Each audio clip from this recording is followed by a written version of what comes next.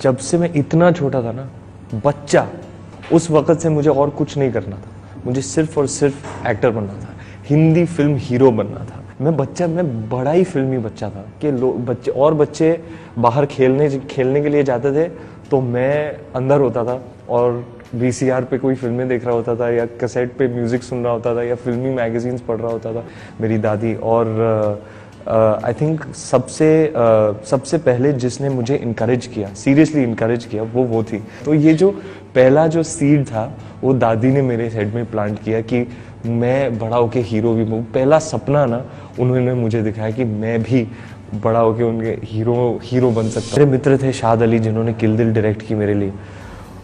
वो उस वक्त झूम बराबर झूम उनकी निकली थी और वो एड्स डायरेक्ट कर रहे थे। मैंने पूछा मुझे जॉब दे देगा तू, और उन्होंने मुझे एज असिस्टेंट डायरेक्टर जॉब दिया। मैंने सोचा असिस्टेंट डायरेक्टर की नौकरी अच्छी होगी, मैं सेट पर रोज़ जाऊंगा, एक्टरों से मिलूंगा, कास्टिंग डायरेक्टर से मिलूंगा, लोग जो प्रोफेशनल्स हैं इंडस्ट्री में उनसे मेरी मुलाकात तो होगी, फिर पता चलेगा कि एक स्टार्टिंग पॉइंट तो कहीं ना कहीं मिल जाए। तो 1.5 साल के लिए मैं असिस्टेंट डायरेक्टर रहा।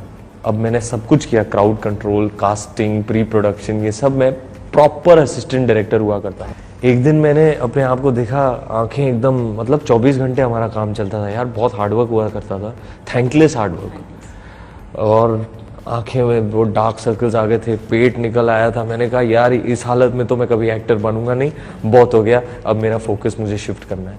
फिर मैंने 6 के 6 जो थिएटर के कोर्सेज किए थे वो सारे कर डाले मैंने। अफोर्डेबिलिटी नहीं थी ना एक्टिंग क्लास के लिए ना पोर्टफोलियो के लिए, लेकिन फिर भी एक जमा हुआ पोर्टफोलियो बनाया मैंने। 8 महीने उस पर काम करके बॉडी बनाई, ट्रेनर, सप्लीमेंट्स, अफोर्डेबिलिटी नहीं थी, फिर भी मेरे फादर ने इकट्ठा करके जमा के करवाया।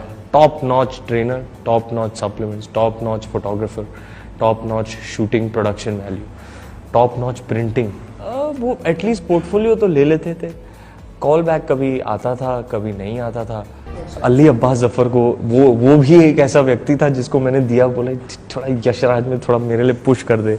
यशराज के जो वाइस प्रेसिडेंट है हमारे मित्र अक्षय विधानी साहब, उनको दे दिया, बोला किसी को तो दे दे, कोई डायरेक्टर देख लेगा, फ़ोन कर लेगा, ऑडिशन तो मिल जाएगा। फिर ऑडिशन के बाद, ऑडिशन एक बार मेरे पास मिल जाए फिर मैं कर लूँगा, बस तू मुझे एक चांस दिला दे, ऑडिशन दिला दे। शानू से भी मिला। 8 महीने बाद मैं डेट पर था, शानू का फ़ोन आया, उठाया नहीं। 7 बार फ़ोन किया, उसे 7 मिस्ड कॉल्स दिए और मैं उठाया नहीं। फिर एक SMS भेजा, मैंने पढ़ लेता हूँ क्या चाहिए इसको, और SMS मैंने खोला, उसमें दो वर्ड्स थे, आदित्य चोपड़ा। और मैं हाथ से, मतलब मैं यकीन नहीं, मेरा हेलो क्या आदित्य चोपड़ा क्या। उसने बोला देख मैं डिनर कर रही थी, वो उनके रिश्तेदार हैं, तो मैं डिनर कर रही थी, उन्होंने बाय द वे मुझे बता दिया था कि फिल्म बना रहे, एक नए लड़के की खोज है उन्हें।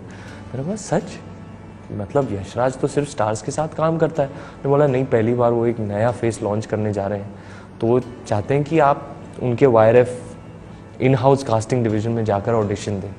मैं गया, मुझे पता था ये ही वो मौका है जो मैं ढूंढ रहा हूँ, ये ही वो ऑडिशन है जो मैं ढूंढ रहा था। यशराज का एक लीड रोल, बहुत बड़ा मौका था। मुझे पता था भैया ये कर लिया ना तो हो गई मेरी एंट्री। ऑडिशन मैंने अनुष्का के साथ किया था, लेकिन पहले ऑडिशन के बाद मैं हर ऑडिशन में मैं और ख़राब काम कर रहा था, और ख़राब। नर्वसनेस थी। यशराज में मतलब इतने बड़े सेटअप में आ गया था। पहला ऑडिशन तो कर लिया, उसके बाद मैं ठीक नहीं कर रहा था। एक दिन मनीष ने मुझे YRF बुलाया, कहा बैठ, कोई तुझे मिलना चाहता है। और अंदर आए पहले आदित्य चोपड़ा, तो ऐसे हो गया था। फिर उन्होंने कहा तू क्या कर रहा है यार, बैठे। हाँ बॉस, तू क्या कर रहा है यार, इतना बढ़िया फर्स्ट ऑडिशन दिया तूने, उसके बाद तू मतलब खराब काम कर रहा है, क्यों कर रहा है ऐसा?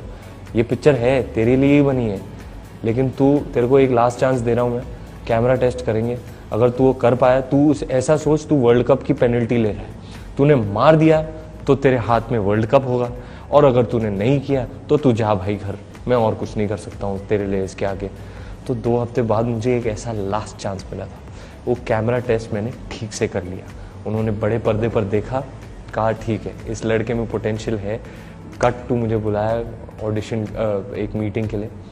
उन्होंने मुझे बोल दिया कि आपने जो पहला ऑडिशन दिया, मैंने लाइफ में ऐसे किसी का पहला ऑडिशन नहीं देखा है। मैं वहीं के वहीं कन्विंस था कि आप में वो बात है, आप में मैं 25, 30, 35 साल का करियर देखता हूँ, आप में जितना पोटेंशियल है।